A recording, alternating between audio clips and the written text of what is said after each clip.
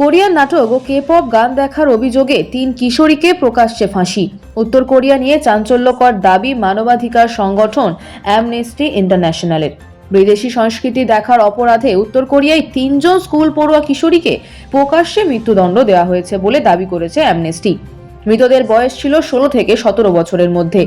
Amnesty ইন্টারন্যাশনালের সাম্প্রতিক প্রতিবেদনে বলা হয়েছে, উত্তর কোরিয়া থেকে পালিয়ে আসা অন্তত 25 জন প্রত্যক্ষদর্শীর সাক্ষাৎকার নেওয়া হয়েছে। তাদের বর্ণনায় উঠে এসেছে, সাধারণ মানুষের মধ্যে ভয় ছড়াতেই জনসমক্ষে স্কুল পড়ুয়াদের ফাঁসি দেওয়া হচ্ছে।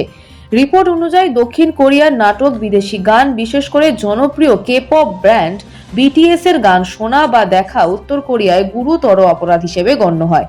নিষেধাজ্ঞা অমান্য করলে কোনো বিচার বা আইনি প্রক্রিয়া ছাড়াই কঠোর শাস্তি কার্যকর করা হচ্ছে বলে অভিযোগ। উত্তর কোরিয়ায় নাগরিক জীবনের ওপর রয়েছে চরম নিয়ন্ত্রণ। চুলের স্টাইল থেকে শুরু করে কি শোনা যাবে, কি দেখা যাবে, সবই রাষ্ট্র ঠিক করে দেয়। দক্ষিণ কোরিয়া আমেরিকা বা ইউরোপীয় সংস্কৃতির কোনো উপাদান সেখানে সম্পূর্ণ নিষিদ্ধ।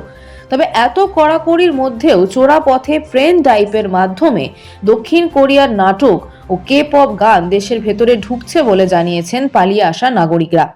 বিশেষ করে ইয়াংগ্যাং ও সিনুজু এই সীমান্তবর্তী এলাকাগুলিতে নজরদারি এবং শাস্তির মাত্রা সবচেয়ে বেশি। একজন পালিয়ে আসা উত্তর কোরীয় নাগরিক জানিয়েছেন, পুলিশের হাত থেকে বাঁচার একমাত্র উপায় মোটা অঙ্কের ঘুষ। তবে তাতেও অনেককে পাঠানো হয় রি-এডুকেশন ক্যাম্পে, যেখানে রাষ্ট্রীয় মতাদর্শ শেখানো হয় জোর করে। অ্যামনেস্টি ইন্টারন্যাশনালের deputy regional director Sarah Brooks বলেন, এই সাক্ষ্যগুলো স্পষ্ট করে দেয় উত্তর কোরিয়ায় নাগরিক অধিকার বলে কার্যত কিছুই নেই। কোরিয়ার নাটক বা গান দেখার মতো বিষয়েও সেখানে দেওয়া হয়েছে মৃত্যুদণ্ড।